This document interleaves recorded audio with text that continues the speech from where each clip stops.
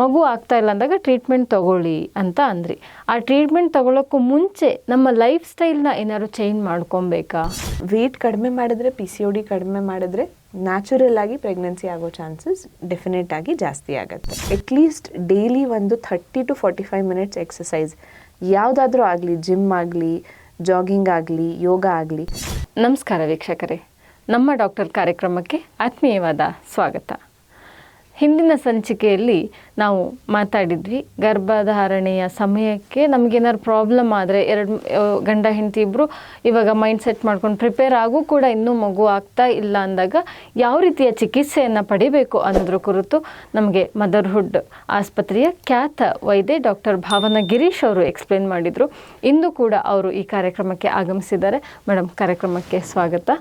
ಇವತ್ತು ನಾವು ಮಾತಾಡ್ತಾ ಇರೋ ವಿಷಯ ಏನಂದರೆ, ಇವಾಗ ಹಿಂದಿನ ಸಂಚಿಕೆಯಲ್ಲಿ ಹೇಳಿದ ಮುಂದುವರೆದ ಭಾಗವನ್ನೇ ತಗೊಳ್ತೇನೆ. ಮಗು ಆಗ್ತಾ ಇಲ್ಲ ಅಂದಾಗ ಟ್ರೀಟ್ಮೆಂಟ್ ತಗೊಳ್ಳಿ ಅಂತ ಅಂದ್ರಿ. ಆ ಟ್ರೀಟ್ಮೆಂಟ್ ತಗೊಳ್ಳೋಕ್ಕೂ ಮುಂಚೆ ನಮ್ಮ ಲೈಫ್ ಸ್ಟೈಲ್ನ ಏನಾದ್ರು ಚೇಂಜ್ ಮಾಡ್ಕೊಬೇಕಾ? ಇದು ತುಂಬಾ ಒಳ್ಳೆ ಪ್ರಶ್ನೆ ಕೇಳಿದ್ರಿ. ಯಾಕೆಂದರೆ ನಾವು ಎಷ್ಟೋ ಸಲ ನೋಡ್ತೀವಿ, ರಿಪೋರ್ಟ್ಸ್ ಎಲ್ಲ ನಾರ್ಮಲ್ ಇರುತ್ತೆ, ಆದರೆ ಸ್ಟ್ರೆಸ್ ಫ್ಯಾಕ್ಟರಿಂದ ಜನಕ್ಕೆ ಕನ್ಸೀವ್ ಆಗದೆ ಇರ್ಬೋದು. ಸೊ ಲೈಫ್ ಸ್ಟೈಲ್ ಫ್ಯಾಕ್ಟರ್ಸ್ ಇವಾಗಿನ ಕಾಲದಲ್ಲಿ ನಗರದಲ್ಲಿರೋ ಜನದಕ್ಕೆ ತುಂಬಾ ಇಂಪಾರ್ಟೆಂಟು. ನಾವು ಹೆಲ್ದಿ ಲೈಫ್ ಸ್ಟೈಲ್ ಇಟ್ಕೋಬೇಕು. ಹೆಲ್ದಿ ಅಂದರೆ ಆದಷ್ಟು ಮನೆ ಊಟ ಮಾಡೋದು, ನಮ್ಮದು ವೆಯ್ಟ್ ನಾರ್ಮಲ್ ರೇಂಜಲ್ಲಿ ಇರಬೇಕು. ತುಂಬ ದಪ್ಪ ಇದ್ದರೆ ಒಬಿಸಿಟಿ ಅಂತ ಕರಿತೀವಿ, ಗಂಡಸ್ರಿಗಾಗಲಿ ಹೆಂಗಸ್ರಿಗಾಗಲಿ. ಒಬಿಸಿಟಿ ಫರ್ಟಿಲಿಟಿನ ತುಂಬಾ ಅಫೆಕ್ಟ್ ಮಾಡುತ್ತೆ.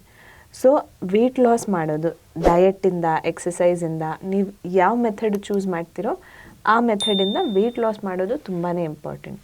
ನಮಗೆ ಗೊತ್ತು ದಟ್ ವೆಯ್ಟ್ PCOD ಅಂತ ಒಂದು ಕಾಯಿಲೆಗೆ ತುಂಬ ಇಂಪಾರ್ಟೆಂಟ್ ಫ್ಯಾಕ್ಟರ್. ವೆಯ್ಟ್ ಕಡಿಮೆ ಮಾಡಿದ್ರೆ, PCOD ಕಡಿಮೆ ಮಾಡಿದ್ರೆ ನ್ಯಾಚುರಲ್ ಆಗಿ ಪ್ರೆಗ್ನೆನ್ಸಿ ಆಗೋ ಚಾನ್ಸಸ್ ಡೆಫಿನೆಟ್ ಆಗಿ ಜಾಸ್ತಿ ಆಗುತ್ತೆ. ಮೂರನೇದು ಆಲ್ಕೋಹಾಲ್ ಮತ್ತು ಸ್ಮೋಕಿಂಗ್. ಅಗೇನ್ ನಗರದಲ್ಲಿರೋರಿಗೆ ಅದು ಒಂಥರ ಫ್ಯಾನ್ಸಿ ಮಾಡಬೇಕು ಅಂತ. ಇವೂ ಕೂಡ ನಿಮ್ಮದು ಫರ್ಟಿಲಿಟಿನ ತುಂಬಾ ಎಫೆಕ್ಟ್ ಮಾಡುತ್ತೆ. ಸೊ ನೀವು ಪ್ರೆಗ್ನೆನ್ಸಿಗೆ ಪ್ಲ್ಯಾನ್ ಮಾಡ್ತಿದ್ದೀರಾ ಅಂದರೆ ಐಡಿಯಲ್ ಆಗಿ ಒಂದು 6 ತಿಂಗಳು ಮುಂಚೆನೇ ಸ್ಮೋಕಿಂಗ್ ಮತ್ತು ಆಲ್ಕೋಹಾಲ್ ಎರಡೂ ನಿಲ್ಲಿಸಬೇಕು. 4ನೇದು ಎಕ್ಸರ್ಸೈಸ್ ಮತ್ತು active life style. Most of the time IT ಅವರು ಕಂಪ್ಯೂಟರ್ ಮುಂದೆ ಕೂತಿರ್ತಾರೆ 8 ಅವರು 10 ಅವರು, ಅವ್ರಿಗೆ ಒಂಚೂರು ಓಡಾಟ ಆಗಲಿ, ಫಿಸಿಕಲ್ ಆ್ಯಕ್ಟಿವಿಟಿ ಇರಲ್ಲ. ಇದರಿಂದನೇ ನಾವು ಹಾರ್ಟ್ ಪ್ರಾಬ್ಲಮ್ಸು, ಕೊಲೆಸ್ಟ್ರಾಲ್ ಇಶ್ಯೂಸು ಇವೆಲ್ಲ ಇಷ್ಟು ಬೇಗ ನೋಡ್ತಾ ಇದ್ದೀವಿ. ಸೊ ಎಕ್ಸಸೈಸ್ನ ನಾವು ಪ್ರಯಾರಿಟೈಸ್ ಮಾಡ್ಕೋಬೇಕು ನಮ್ಮ ಲೈಫಲ್ಲಿ. ಆ್ಯಂಡ್ ಮುಂಚಿನ ಕಾಲದಲ್ಲಿ ಇರೋ ಹಾಗೆ ಫಿಸಿಕಲಿ ಆ್ಯಕ್ಟಿವ್ ಆಗಲಿ. ಅವರು ಫೀಲ್ಡಲ್ಲಿ ಕೆಲಸ ಮಾಡ್ತಿದ್ರು, ಮಸಲ್ಸ್ ಎಲ್ಲ ಫುಲ್ ಆ್ಯಕ್ಟಿವ್ ಇತ್ತು. ಅದರಿಂದ ಎಲ್ಲ ಆರ್ಗನ್ಸ್ನು ಬ್ಲಡ್ ಸಪ್ಲೈ ಇನ್ಕ್ರೀಸ್ ಆಗ್ತಿತ್ತು. ಹಾಗೇ ಫಿಸಿಕಲಿ ಆ್ಯಕ್ಟಿವ್ ಆಗಿರಬೇಕು. ಅಟ್ಲೀಸ್ಟ್ ಡೈಲಿ ಒಂದು 30 to 45 ಮಿನಿಟ್ಸ್ ಎಕ್ಸಸೈಸ್ ಯಾವುದಾದ್ರೂ ಆಗಲಿ, ಜಿಮ್ ಆಗಲಿ, ಜಾಗಿಂಗ್ ಆಗಲಿ, ಯೋಗ ಆಗಲಿ ಮಾಡಲೇಬೇಕು, both husband and wife. Okay. ಇದ್ರ ಹೊರತಾಗಿ ಬೇರೆ ಲೈಫ್ ಸ್ಟೈಲ್ ಅದೇ ನಾವು ಹೇಳಿದಾಗೆ ಬೆಳಗ್ಗೆ ಏಳುವಂಥದ್ದು, ಎಕ್ಸಸೈಸು ಇದೆಲ್ಲ ಆಯಿತು. ಮಾನಸಿಕ ಸ್ಥಿತಿಯನ್ನು ಕೂಡ ಅವರು ಕಾಪಾಡ್ಕೊಬೇಕಾಗತ್ತೆ. ಇನ್ನೊಂದು ವಿಷಯ ಅಂದರೆ ನಿದ್ದೆ. ನಾನು ಆವಾಗ ಹೇಳೋದು ಮರ್ತೋದೆ. ಬಟ್ ಏನಂದರೆ ಇವಾಗಿನ ಕಾಲದಲ್ಲಿ ಎಲ್ಲರೂ ಅವ್ರ ಮೊಬೈಲ್ ಮೇಲೆ ಇರ್ತಾರೆ ರಾತ್ರಿ 10:30, 11, 12 ಗಂಟೆ ತನಕ. ಆಮೇಲೆ ಬೆಳಗ್ಗೆ ಏಳೋದು 8 ಗಂಟೆ 9 ಗಂಟೆ. ನಾವು ಐಡಿಯಲ್ ಆಗಿ ಮುಂಚೆ ಅವ್ರು ಹೇಳ್ತಿದ್ರು ಸೂರ್ಯಾಸ್ತದ ಟೈಮಿಗೆ ಏಳಬೇಕು. ಅದು ಆ್ಯಕ್ಚುಲಿ ಕರೆಕ್ಟೇನೆ. ಐಡಿಯಲ್ ಆಗಿ 6:30, 7 o'clock ಏಳಬೇಕು. ಒಂದು 7 to 8 hours ಆಫ್ ಸ್ಲೀಪ್ ರಾತ್ರಿ ಬೇಕು.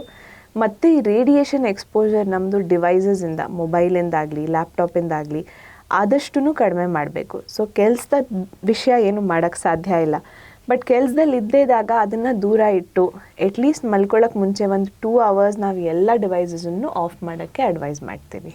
ಓಕೆ, ಕೇಳಿದ್ರಲ್ಲ ವೀಕ್ಷಕರೇ, ಈ ಅಂಶಗಳನ್ನು ಗಮನದಲ್ಲಿ ಇಟ್ಕೊಳ್ಳಿ, ಆರೋಗ್ಯವಂತರಾಗಿರಿ. ನಮಸ್ಕಾರ.